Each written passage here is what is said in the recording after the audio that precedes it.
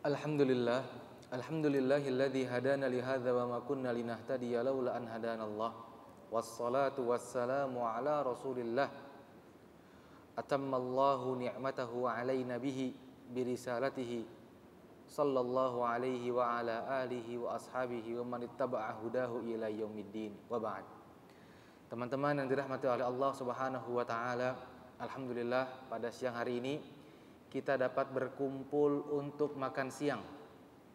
Di tempat ini kita berkumpul untuk makan siang. Namun yang makan bukan perut kita. Yang makan bukan perut kita, yang menampungnya bukan perut kita. Tetapi jamuan siang pada hari ini adalah untuk roh kita, untuk rohani kita. Kebanyakan kita terlalu fokus memperhatikan masalah jasad, namun kita lupa memberi makan kepada roh kita. Roh yang kelaparan akan membuat kita gelisah. Roh yang kelaparan akan membuat kita bimbang tak tahu arah. Roh yang kelaparan tidak mengenal Tuhannya, sehingga jasadnya manusia namun perbuatannya hewan. Maka kita perlu memberi makan kepada roh-roh kita agar kita terbedakan, agar kita berjalan di atas jalan yang Allah Subhanahu wa taala ridhoi. Dan karena memang bukan di sini rumah kita, bukan di sini kampung kita, bukan di sini tempat ayah dan ibu kita Adam dan Hawa alaihi wassalam. Kita akan kembali ke kampung halaman kita insyaallah. Maka memperhatikan asupan roh menjadi penting bagi kita agar kita tahu siapa diri kita. Salawat serta salam kita berikan kepada Rasulullah sallallahu alaihi wasallam. Dengannya Allah Subhanahu wa taala sempurnakan nikmatnya kepada kita, dan dengannya Allah Subhanahu wa taala jadikan panutan, model. Apa jadinya jika utusannya dari kalangan malaikat yang tidak memiliki hawa nafsu, yang tidak memiliki kebutuhan terhadap makanan, minuman? Tentu kita akan sulit untuk meneladaninya. Namun Allah Subhanahu wa taala jadikan rasulnya, utusannya, pembawa risalahnya dari kalangan manusia, Muhammad sallallahu alaihi wasallam, agar kita mudah meneladaninya dan tidak ada alasan bagi kita di hadapan Allah Subhanahu wa taala ketika nanti Allah kumpulkan kita di padang mahsyar mempertanggungjawabkan semua amalan kita. Salam kepada beliau, keluarga beliau, sahabat-sahabat beliau, dan pengikut beliau hingga akhir zaman. Teman-teman yang dirahmati oleh Allah Subhanahu wa taala, tema kita pada siang hari ini yang tepat untuk diri kita adalah peribahasa gajah di pelupuk mata tak tampak dan semut di ujung lautan tampak. Atau bagaimana redaksinya? Saya sudah lama nih tidak menggunakan redaksi ini nih, peribahasa ini. Ada yang tahu redaksinya? Dulu SD sempat saya menghafal itu, besar pasat daripada tiang, begitu kan? Bagai katak dalam tempurung, apalagi? Nah, diantaranya ini, gajah di pelupuk mata tak tampak, semut di ujung lautan tampak. Ini peribahasa yang pas untuk kita. Dalam apa? Dalam hal keadaan diri kita. Kita terkadang menghadapi permasalahan yang besar yang menimpa diri kita, kita terlalu jauh mencari solusi. Padahal ternyata solusinya dekat dengan kita. Masalah-masalah yang menimpa kita, ya, kita selalu melihat sebabnya, faktornya jauh, padahal sebabnya dan faktornya dekat dengan kita. Kebanyakan kita, teman-teman yang dirahmati oleh Allah, tidak bahagia, gelisah, masalah terasa berat. Kita selalu menganggap solusinya jauh di sana, sebabnya, faktornya jauh di sana. Padahal ternyata solusi dan faktornya adalah diri kita. Diri kitalah yang menjadi sebab akan kesempitan, kehampaan, dan kebingungan diri, dan solusinya ada pada diri kita. Dan solusinya ada pada diri kita. Mari teman-teman yang dirahmati oleh Allah Subhanahu wa taala, saya ajak teman-teman menyimak hadis Nabi Muhammad sallallahu alaihi wasallam. Apa kata beliau sallallahu alaihi wasallam dalam hadis yang sahih riwayat Imam Muslim? Ajaban li amril mu'min. Perkara orang yang beriman itu sungguh menakjubkan. Inna amrahu kullahu lahu khairun. Semua perkaranya, semua yang menimpanya baik. Walaysa dzalika li ahad. Gak ada yang bisa mendapatkan perkara ini, kanan baik, kiri baik, depan baik, mundur baik, semuanya baik. Illa lil mu'min, kecuali bagi orang-orang yang beriman. Artinya kuncinya ada pada keimanan. Keimanan yang mendatangkan kebahagiaan. Kebahagiaan itu dikarenakan keimanan. Kemudian hadisnya berlanjut. Keimanan seperti apa? Nabi SAW membagi keimanan dalam redaksi ini menjadi 2 bagian. Dan jika kita ingin sempurna mendapatkan keimanan, yang mana keimanan itu pasti akan memberikan kebahagiaan untuk kita, kita harus kumpulkan 2 bagian ini. Bagian yang pertama, apa kata Nabi SAW? In asabathu sarra syakara fakana khairun lahu. Kalau dia ditimpa kebaikan, kebaikan menurut kacamata awam manusia, karena kalau menurut kacamata syariat, kebaikan itu adalah apa yang dilihat oleh Allah baik. Dan apa yang Allah lihat baik biasanya belum tentu kita lihat baik. Seperti apa? Kematian. Bagi manusia kematian ini gak baik. Tapi bagi orang yang beriman, kematian ini kebaikan. Dia akan segera bertemu dengan amal-amal solehnya. Dan dia akan segera menuai hasil tanaman yang ia tanam selama ini. Nah, jika dia ditimpa kebaikan menurut kacamata manusia pada umumnya, syakara, dia bersyukur, fakana khairun lahu, ini baik buat dia. Wa in asabathu dharra, dan jika apabila dia ditimpa keburukan menurut kacamata manusia, sabara, dia bersabar, fakana khairun lahu, maka sabarnya itu baik untuk. Berarti keimanan memiliki 2 bagian, syukur dan sabar. Oleh karenanya tiada iman tanpa syukur dan tiada iman tanpa sabar. Maka pada siang hari ini insya Allah kita akan membahas bagian yang pertama, tentang bersyukur kepada Allah Azza wa Jalla. Teman-teman yang dirahmati oleh Allah Subhanahu wa taala, kita berbicara syukur selaku manusia, ayat yang pertama, janji yang pertama yang terbesit di benak kita adalah janji Allah, la in syakartum la azidannakum. Jika kalian bersyukur, pasti akan aku tambahkan nikmatku kepada kalian.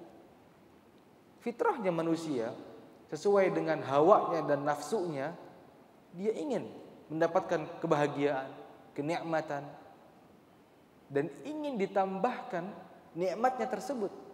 Oleh karenanya Allah janjikan, la in syakartum la azidannakum. Ini janji Allah Subhanahu wa taala. Tetapi kita selaku manusia luput dan lupa. Syukur seperti apa yang sebenarnya yang diinginkan oleh Allah agar Allah Subhanahu wa taala menambahkan nikmatnya kepada kita. Ini poinnya. Kalau janjinya Allah semua kita tahu, Allah akan lipat gandakan nikmat apabila nikmat itu disyukuri. Tapi kita luput mengenal dan mengetahui syukur seperti apa yang dengannya Allah Subhanahu wa taala menambahkan nikmatnya kepada kita. Dan la yukhlifullahul mi'ad, Allah enggak pernah mengingkari janjinya. Jadi kalau kita tidak ditambahkan nikmatnya oleh Allah, jangan buru-buru suudzon kepada Allah. Kan Allah janji kalau saya bersyukur. Tapi koreksi diri, benarkah syukur kita? Seperti itu. Oleh karena teman-teman dirahmati oleh Allah Subhanahu wa taala, sebelum kita masuk lebih jauh, mari kita mengenal syukur. Syukur secara bahasa maknanya memiliki 4 makna.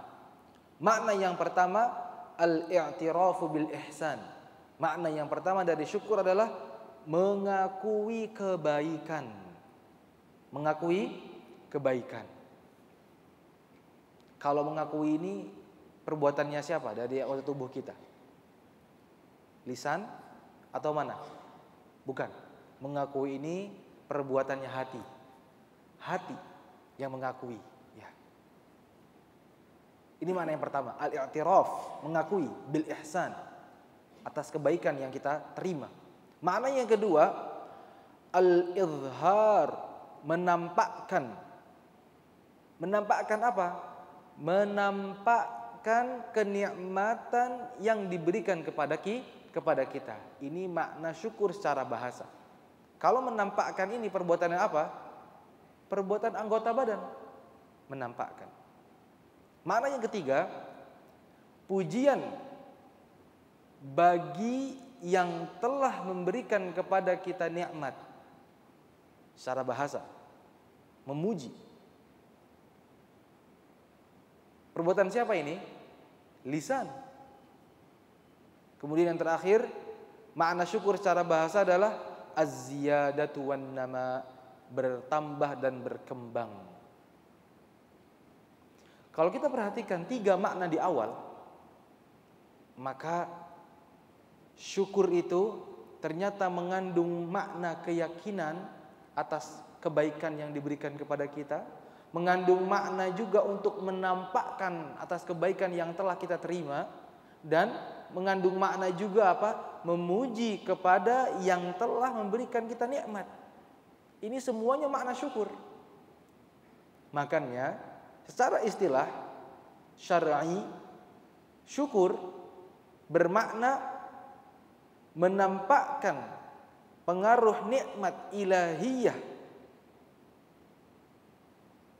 di dalam hati dengan meyakini akan nikmat datang dari Allah, dan dengan lisan dengan memuji Allah selaku pemberi nikmat, dan dengan perbuatan berupa nikmat yang diberikan digunakan untuk ketaatan.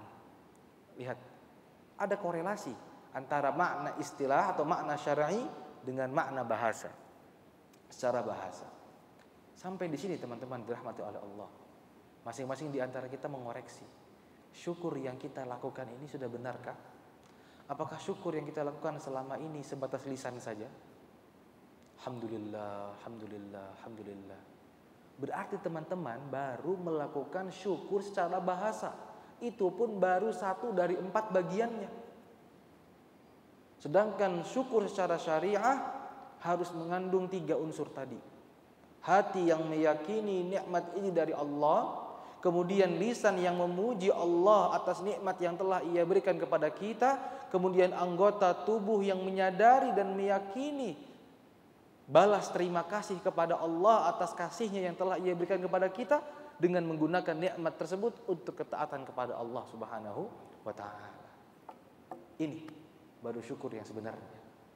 Ini baru syukur yang dengannya Allah membalas dan menambahkan nikmatnya kepada kita. La in syakartum la azidannakum. Pasti. Jelas teman-teman sampai di sini. Artinya kalau kita sampai sekarang merasakan nikmat bisa melihat, nikmat bisa berjalan, nikmat bisa berbicara, nikmat bisa mendengar, nikmat bisa menghirup, kita merasakan. Dan kita baru sebut secukup alhamdulillah. Itu pun terkadang alhamdulillah yang hanya di lisan saja, tapi tidak sampai masuk ke hati. Belum lagi dia sampai membuktikan dengan anggota perbuatan. Apakah bisa dikatakan bersyukur? Enggak. Belum lagi kita lihat bagaimana orang-orang menggunakan nikmat yang Allah Subhanahu wa taala berikan untuknya, justru malah untuk bermaksiat kepada Allah Subhanahu wa taala. Bagaimana dia dikatakan bersyukur kepada Allah Subhanahu wa taala? Lantas bagaimana dia bisa bahagia? Nanti di poin-poin berikutnya kita akan lihat bagaimana orang-orang yang bersyukur kepada Allah mendapatkan kebahagiaan. Dan kebahagiaan ternyata teman-teman dirahmati Allah tidak jauh. Bukan pada materi, bukan pada rumah, bukan pada status, bukan pada pasangan, bukan pada kedudukan. Ternyata kebahagiaan itu dekat, ada di hati. Tapi perhatian kita terlalu jauh, mengabaikan hati. Sehingga terkadang rumah didapat, tapi kebahagiaan tak didapat. Pasangan dambaan didapat, tetapi tak kunjung membahagiakan. Kedudukan didapat, tetapi malah menambah ketamakan dan kerakusan. Harta didapat, tetapi ternyata disiksa oleh rasa takut dan rasa tamak. Takut kehilangan harta dan tamak terus ingin mengembangkan harta. Dibuat tubuhnya capek dan tersiksa oleh dua rasa tadi. Ternyata kebahagiaan bukan pada itu semua. Ternyata kebahagiaan ada di hati. Dan satu puzzle yang hilang, yaitu apa? Syukur. Orang yang bersyukur diberikan harta oleh Allah, dia tidak meletakkan kebahagiaannya di harta. Justru harta yang diberikan oleh Allah dia gunakan untuk bersyukur. Kebahagiaannya tidak hilang, hartanya berkembang. La haula wala quwwata illa billah. Nanti kita lewat. Oleh karenanya insyaallah teman-teman dirahmati oleh Allah Subhanahu wa taala, rukun syukur memiliki 3. Hati yang meyakini, lisan yang memuji, dan perbuatan yang mendekatkan diri kepada pemberi nikmat. Ini harus dilakukan, ini harus dikumpulkan semuanya, tidak boleh salah satunya. Semua yang dilakukan.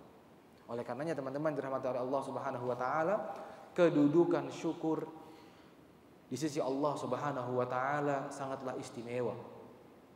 Kenapa? Karena yang pertama, Allah mengaitkan syukur dengan zikir. Bukankah orang yang berzikir kepada Allah akan Allah sebut nama dia? Maka syukur memiliki kedudukan yang sama dengan zikir. Kata Allah, "Fadhkuruni adzkurkum washkuruli wala takfurun." Ingatlah kalian kepadaku, berzikirlah kalian kepadaku, niscaya akan aku sebut nama kalian, aku akan ingat kepada kalian.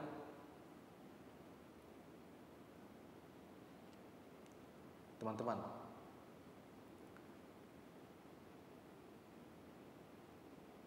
bagaimana kalau misalnya atasan kita punya karyawan yang banyak, dia pasti nggak akan ingat semua nama-nama karyawannya, betul? Dia hanya akan mengingat nama-nama karyawan yang berkenan di hatinya.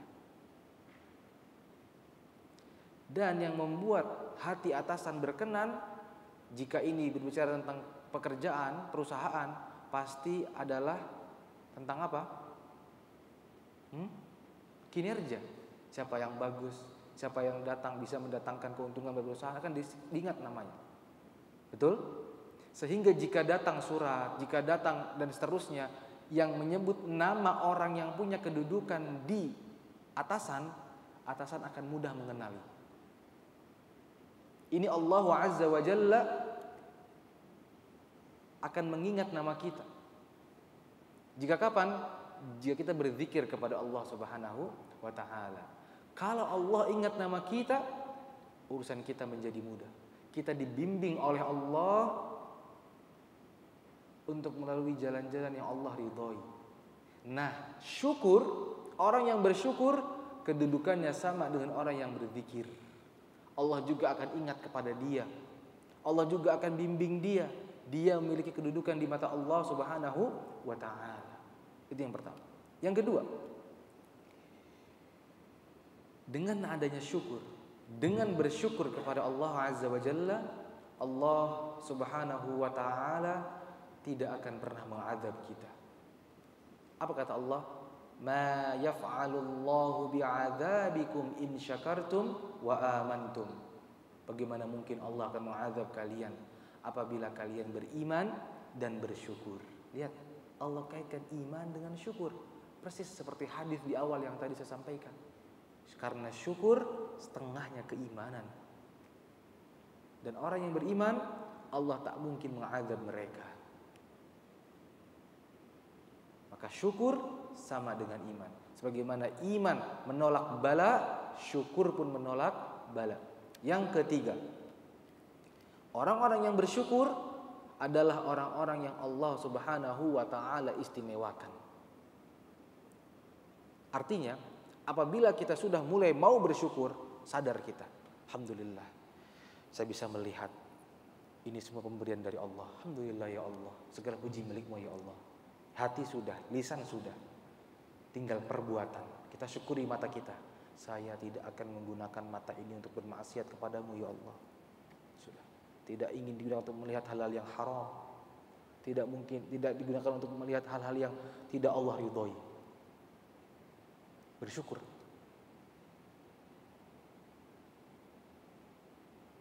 Orang-orang yang bersyukur dengan nikmatnya, mengumpulkan 3 rukun tadi, dia pasti akan menghadapi rintangan. Dia pasti akan menghadapi rintangan berat. Karena hati dan lisan itu mudah. Yang sulit yang ketiga itu, ketika harus menggunakan nikmat tersebut untuk ketaatan kepada Allah, dan biasanya bertentangan dengan hawa nafsu. Dan ini yang terjadi. Makanya ketika kita bisa sabar, kuat menggunakan mata ini untuk menghindari hal-hal yang Allah haramkan, berarti kita sedang dipilih oleh Allah Subhanahu wa taala. Istimewa kita di mata Allah. Teman-teman yang sedang berusaha istiqamah, jangan kita anggap mereka sok suci, bukan. Mereka sedang berusaha menjadi hamba yang tahu diri, hamba yang berterima kasih kepada Allah Azza wa Jalla. Jangan dimusuhi, jangan dikendorkan. Justru dengan adanya teman seperti ini yang hidup di tengah-tengah kita, ini menjadi tolak balaknya kita. Dia sedang bersyukur, berarti insya Allah Allah nggak mungkin mengadab kita karena ada dia di tengah-tengah kita. Semangati dia, kalau bisa tiru dia. Ini orang istimewa. Makanya Allah memuji mereka. Allah berfirman, "Wa kadzalika fatanna ba'dahum bi ba'd liyaqulu ahaula'i manallahu 'alaihim min bainina alaysallahu bi'a'lam bisyakirin." Apa kata Allah? Ceritanya orang-orang kafir ketika dulu orang-orang kafir Quraisy diajak dakwah oleh Rasulullah sallallahu alaihi wasallam masuk Islam, dan disebutkan bahwasannya ajaran Islam adalah ajaran yang benar, ajaran yang Allah terima, ajaran yang Allah Subhanahu wa taala akan berikan balasan, dan pengikut Islam adalah pengikut yang istimewa. Apa kata orang Quraisy? Ahaula'il ladzina manallahu 'alaihim min bainina. Muhammad, ini nih orang yang istimewa. Ini Bilal, budak hitam, ini istimewa. Ini Ammar bin Yasir, miskin, enggak punya kekuatan, istimewa. Kayak gini istimewa.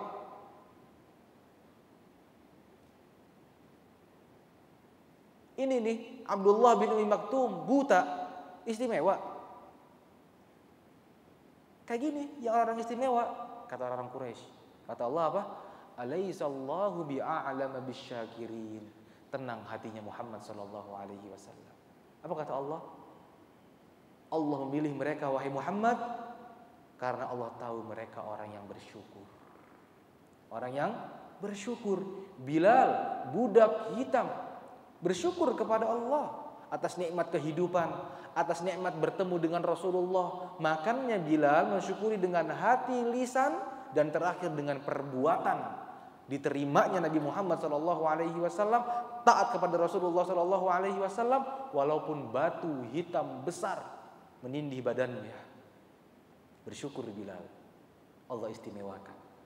Ammar bin Yasir, di depannya disiksa istrinya, anak-anaknya, bersabar, bersyukur. Ammar bin Yasir diberikan nikmat oleh Allah, Allah istimewakan. Abdullah bin Ummi Maktum dengan keadaan butanya, bagi sebagian orang yang di hatinya ada penyakit, keadaan buta, keadaan budak, keadaan hitam, keadaan miskin, ini sebuah status yang hina. Tapi Allah tidak melihat itu. Allah melihat apa? Hati. Hati yang benar dibuktikan dengan perbuatan. Makanya Ammar bin Yasir, Abdullah bin Ummi Maktum, Bilal bin Rabah, semuanya orang-orang yang syakirin, kata Allah. Orang yang bersyukur. Makanya Allah muliakan mereka. Lihat, istimewa di mata Allah orang-orang yang bersyukur. Yang kelima,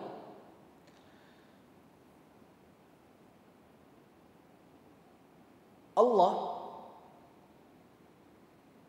akan memberikan balasan kepada orang-orang yang bersyukur kontan, langsung. Bedakan. Ketika ada orang yang bertaubat, Allah akan berikan taubat insya, kata Allah, jika Allah berkehendak.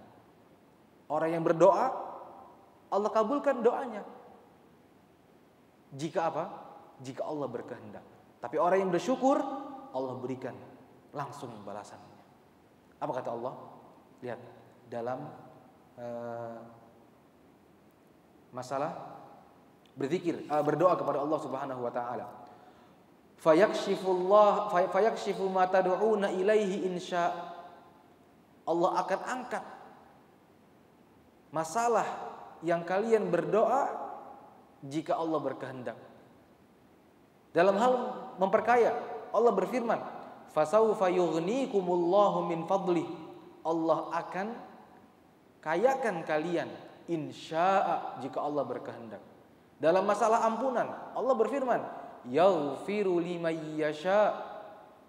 Allah akan mengampuni kalian jika Allah berkehendak. Tapi orang yang bersyukur, Allah tidak ikat dengan insya'a. Tapi apa? Wasayajzillahu syakirin. Pasti Allah akan balas orang-orang yang bersyukur. Loh Ustaz, bukankah Allah menjanjikan kalau kita berdoa Allah akan kabulkan? Kok sekarang seperti ini Ustaz? Sekarang kok Allah bilang Allah hanya akan pasti memberikan apa yang orang-orang bersyukur inginkan. Balasannya langsung. Orang yang berdoa tapi dia tidak bersyukur, Allah kabulkan doanya jika Allah berkehendak atau jika Allah mau. Orang yang bertaubat, jika dia tidak bersyukur, Allah akan terima taubatnya jika Allah berkehendak. Bagaimana Allah akan terima taubatnya jika dia tidak bersyukur? Astagfirullah ya Allah, tapi dia bermaksiat lagi. Dengan sengaja dia datang ke tempat maksiat lagi. Beginikah bersyukur? Lantas orang ini akan memaksa Allah, menuntut Allah agar dikabulkan doanya, diterima taubatnya, sedangkan dia tidak bersyukur kepada Allah. Tapi orang yang bersyukur, ketika dia berdoa, ketika dia bertaubat, pasti Allah Subhanahu wa taala akan balas permintaannya. Kenapa? Karena dari pribadinya bersyukur kepada Allah. Dia tahu bagaimana membalas budi, dia tahu bagaimana membalas kebaikan. Makanya Allah nggak mungkin menyia-nyiakan orang yang bersyukur. Langsung kata Allah, wasayajzillahu syakirin. Pasti dibalas sama Allah. Dan yang terakhir teman-teman dirahmati oleh Allah Subhanahu wa taala,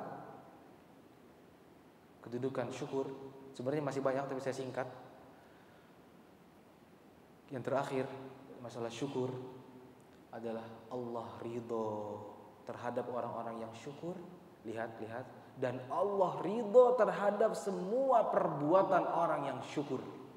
Ini poin yang terakhir yang penting. Makanya Nabi Nuh alaihi salam, Nabi Ibrahim alaihi salam, Nabi Muhammad sallallahu alaihi wasallam dan para sahabat-sahabat lain mengejar ridha Allah dengan cara bersyukur. Lihat apa kata Allah. Dzurriyyata man hamalna ma'a Nuh innahu kana 'abdan syakura. Ketika Allah selamatkan Nabi Nuh, Allah ceritakan kisahnya dan Allah sebutkan sifatnya Nabi Nuh. Dzurriyyata man hamalna ma'a Nuh. Itulah orang-orang yang aku selamatkan bersama Nuh. Innahu kana 'abdan syakura. Karena Nuh hamba yang bersyukur. Seolah-olah Allah ingin berkata kepada kita, jika engkau ingin diselamatkan oleh Allah, jadilah hamba yang bersyukur seperti Nuh. Jika hidupmu ingin diselamatkan oleh Allah dari banjir, jadilah seperti Nuh. Banjir kesulitan, banjir masalah, banjir kesempitan dan seterusnya, jadilah seperti Nuh. Bagaimana Nuh tidak bersyukur, teman-teman dirahmati oleh Allah. Di saat hatinya, kemanusiaannya seorang bapak tergerak Ya bunayya rkam ma'ana wa la takum ma'al kafirin. Anakku, ayo sini naik ke kapal bersamaku. Engkau selamat bersamaku. Lihat kemanusiaannya Nuh. Apa jawaban anaknya? Qala sa'awi ila jabali ya'simuni minal ma'. Enggak, ayah. Enggak. Kalau saya ikut sama kamu, saya harus beriman sama kamu. Enggak, itu ada gunung. Saya lari ke sana. Selamat saya dari banjir. Apa kata Nabi Nuh? La 'asimal yawma min amrillah. Hari ini enggak ada yang selamat dari azab Allah. Ini azab, ini bukan banjir biasa. Tenggelam juga akhirnya. Nabi Nuh akhirnya apa? Berdoa kepada Allah, ya Allah, ampuni anakku ya Allah. Seorang bapak ditegur sama Allah. Innahu laisa min ahlik. Nuh, anakmu itu bukan anakmu. Wah, kayak judul film ya. Anakmu itu bukan anakmu. Innahu amalun ghairu salih. Anakmu itu berbuat amal yang tidak saleh. Kalau kamu masih meminta ampun untuk anakmu, kata Allah, aku peringatkan dirimu wahai Nuh. Langsung Nuh bertaubat kepada Allah. Ya Allah, aku beristighfar, meminta ampun kepadamu untuk memintakan ampun untuk orang-orang yang tidak engkau ridhoi. Lihat, langsung dikesampingkan oleh Nuh sisi kemanusiaannya, tunduk kepada Allah Azza wa Jalla. Ini dibilang bersyukur sama Allah, makanya dzurriyyata man hamalna ma'anuh innahu kana 'abdan syakura. Karena itu Nuh diselamatkan. Ibrahim alaihi salam, apa kata Allah? Inna Ibrahim kana ummatan qanitan lillahi hanifa wa lam yakun minal musyrikin syakiran li an'umih. Nabi Ibrahim umat yang lurus, orang yang lurus, Muslim, Hanif, dan bukan orang-orang musyrik. Kenapa? Karena beliau syakir, orang yang bersyukur. Bagaimana Ibrahim tidak bersyukur? Teman-teman yang dirahmati oleh Allah, Allah uji dengan beban risalah. Dia harus berseberangan dengan satu negeri. Dan lebih beratnya lagi, dia harus berseberangan dengan ayah tercintanya. Ditambah lagi, satu negeri berusaha mencelakainya. Ditambah lagi, Allah Azza wa Jalla mengujinya dengan takdir. Takdir apa? Takdir beliau belum memiliki keturunan. Ya Allah, diuji dengan beban perintah, diuji dengan beban syariat, tambah lagi ujian takdir. Kita bagaimana teman-teman? Ustaz, saya nggak usah sholat lah. Kenapa nggak usah sholat? Pekerjaan saya sebagai sopir, capek saya. Baru supir capek, terus nggak mau sholat. Ibrahim gimana? Ustaz, saya nggak punya kaki Ustaz. Boleh nggak saya nggak sholat? Takdirnya baru nggak punya kaki. Ibrahim takdirnya nggak punya anak. Beban syariat harus melakukan, harus meninggalkan, harus melakukan, harus meninggalkan. Nggak pernah ngeluh. Tapi minta kepada Allah, minta anak. Dikasih anak Ismail, jamaah. Dikasih anak sama Allah. Oh, senang beliau, bahagia beliau. Kata Allah apa? Baru belum bahagianya, belum sempurna melihat anaknya tumbuh dewasa. Taruh anak dan istrimu di tempat di lembah. Gak ada tanaman, gak ada sungai, gak ada makanan. Ya Allah, diperintahnya Allah. Dibawa sama Nabi Ibrahim, ditaruh di situ. Anaknya tumbuh dewasa, kata Allah, sembelih anakmu Ibrahim. Ya Allah. Gimana jemaah? Dibawa anaknya. Sebelum dibawa dia ada diskusi. Kata anaknya, if'al ma tu'mar. Lakukan perintah Allah wahai ayahku. Dibawa anaknya jemaah. Datang syaitan, Ibrahim, gila kamu. Diambil batu, dilempar sama Ibrahim syaitan. Datang lagi yang kedua syaitan, Ibrahim, dilempar lagi sama Nabi Ibrahim. Yang ketiga, Ibrahim, dilempar lagi oleh Ibrahim. Terus Ibrahim nggak tahu ketika itu kalau nanti anaknya akan diganti sama kambing, nggak tahu. Yang beliau tahu ini perintah Allah, sami'na wa ata'na. berat. Tapi bentuk syukur kepada Allah Subhanahu wa taala. Dia gunakan nikmatnya yaitu anaknya untuk ketaatan kepada Allah. Sampai pada titik falamma aslama wa tallahu lil jabin. Anaknya sudah di pangkuannya jamaah. Iba Ibrahim kepada anaknya, diambil secertik kain, diletakkan di wajah anaknya. Sengaja Ibrahim pilih tempat yang jauh dari Ka'bah agar ibunya yaitu Hajar tidak melihat proses pengorbanan anaknya dan dirinya karena ketaatan kepada Allah. Ditutupi wajah anaknya. Pisau sudah diletakkan di leher anaknya. Wa nadainahu ayya Ibrahim. Allah panggil, stop Ibrahim, stop sudah. Qad saddaqta ru'ya. Kamu sudah melakukan perintah. Wa fadainahu bidzibhin 'adzim. Baru Jibril bawakan domba yang besar. Ini sebelahnya ini aja ganti. Jangan anak. Kita gimana? Mengorbankan nikmat kita untuk ketaatan kepada Allah. Bagaimana kita? Sudahkah sampai sejauh ini? Mobil ada, motor ada, masjid cuma jarak 10 meter. Capek. Sudah kita mengorbankan seperti ini? Makanya tadi di awal saya bilang, terkadang masalah yang menimpa kita, kesempitan, kehimpitan, gelisah, kepanikan, ketidaknyamanan, kita selalu melihat solusinya jalan-jalan, solusinya beli barang-barang, solusinya kita harus ini, harus ini. Lah, solusinya di hati. Kita kurang bersyukur jamaah, kita kurang bersyukur sehingga hatinya kering, hati kita kering. Tapi kalau hati ini hidup, kita mau sulit, kita mau susah, bahagia kita. Utsman bin Affan radhiyallahu taala anhu ketika di perang Tabuk tahun 9 Hijriah. Susah, kering. Gak ada makanan di Madinah, susah makanan. Rasulullah mendengar kabar orang-orang Romawi ingin datang menyerang Madinah. Khawatir. Di dalam kita lemah. Romawi, siapa yang kenal dengan Romawi dengan segala kekuatannya, mengumpulkan semua bala tentaranya ingin menyerang Madinah. Rasulullah ajak semua orang-orang, ayo berjihad, ayo kita. Ini gimana keadaan lagi susah begini? Ada yang datang segala macam. Utsman bin Affan radhiyallahu taala anhu datang dengan 1000 dinar. Rasul sampai kaget. Makanya sampai dipujilah Utsman bin Affan radhiyallahu taala anhu. Apa kata Rasulullah?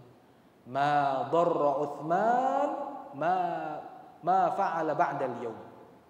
Habis hari ini dosa-dosa Utsman semuanya diampuni oleh Allah dan dia akan datang.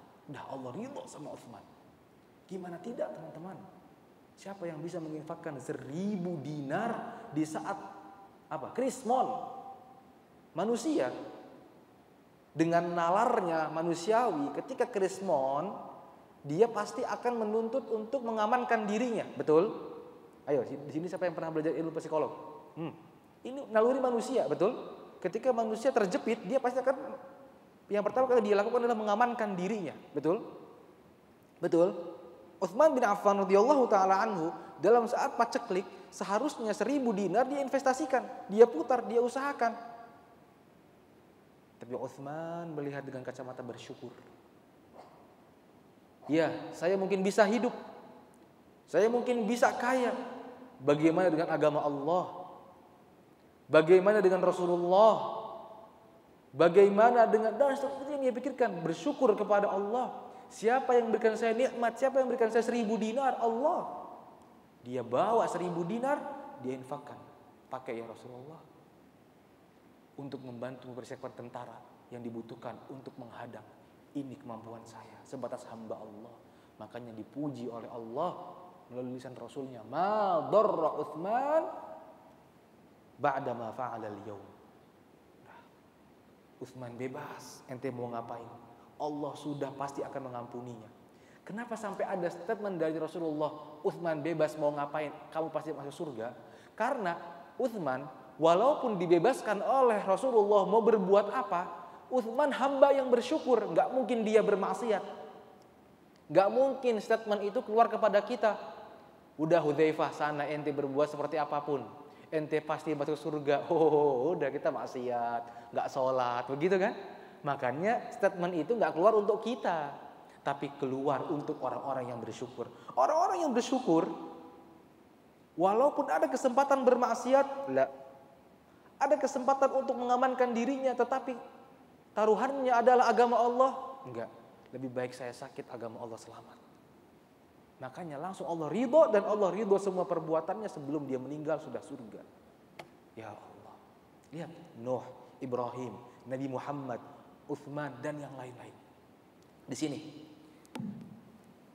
ada yang ingat nama kakeknya, angkat tangan. Saya kasih diskon 50% umroh. Ayo, angkat tangan. Ada yang ingat nama kakeknya kakek, bukan bapaknya kakek ya, tapi kakeknya kakek. Ada yang ingat? Nggak perlu kakeknya kakek Rasulullah, tapi kakeknya kakek teman-teman sendiri. Angkat tangan. Jadi kakek kita nih punya kakek. Nah, siapa namanya? Ada yang masih ingat? Angkat tangan, sebutin. Nanti kalau pas mau mengklaim hadiahnya, bawa bukti-buktinya.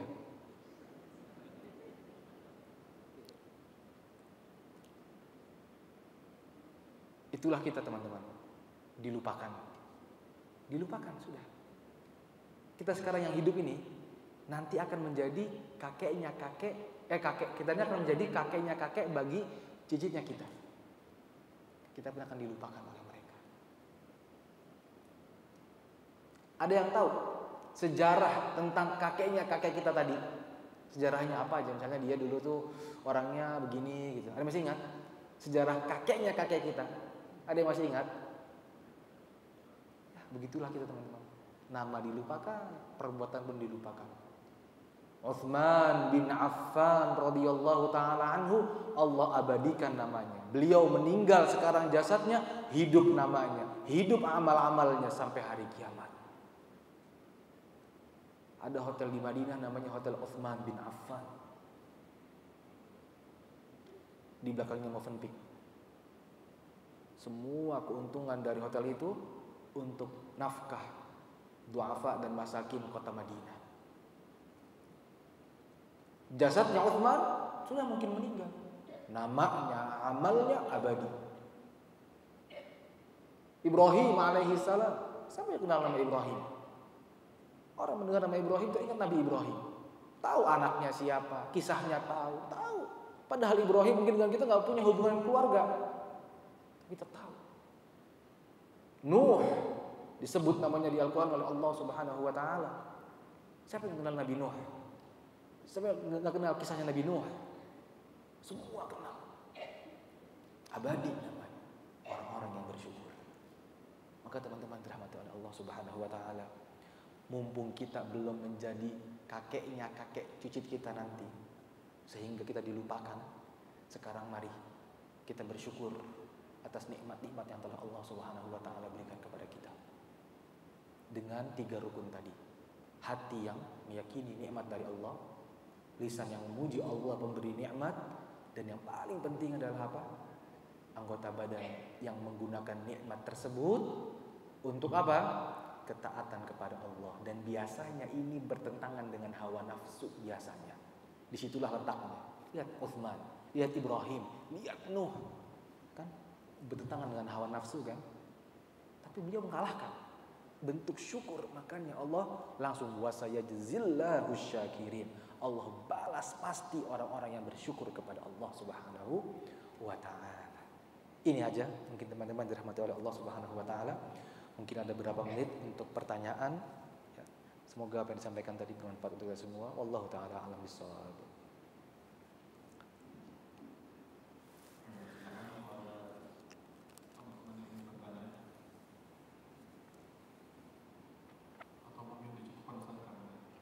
Sudah cukup ya? Baik. Semoga apa yang disampaikan tadi, sajian makan siang tadi untuk roh kita bermanfaat. Ya, ingat, jasad kita akan meninggal, jasad kita akan menua, jasad kita akan, kalau bahasa sekarang, useless, akan gak terpakai. Kulit yang sekarang kencang dia akan keriput, kaki yang kokoh sekarang dia akan bergetar, tangan yang kuat menggenggam sekarang, nanti dia akan melemah. Tapi hati dan jiwa ini tidak boleh melemah. Dan makanannya adalah ilmu. Makanannya ayat-ayat Allah. Makanannya hadis-hadis Rasulullah sallallahu alaihi wasallam. Semoga Allah Subhanahu wa taala kumpulkan kita di surga dan Allah Subhanahu wa taala meridhai kita dan Allah mudahkan kita untuk melakukan hal-hal yang Allah Subhanahu wa taala ridhai. Kita tutup dengan doa kafaratul majlis. Subhanakallahumma wa bihamdika asyhadu an la ilaha illa anta astaghfiruka wa atubu ilaik. Wassalamualaikum warahmatullahi wabarakatuh.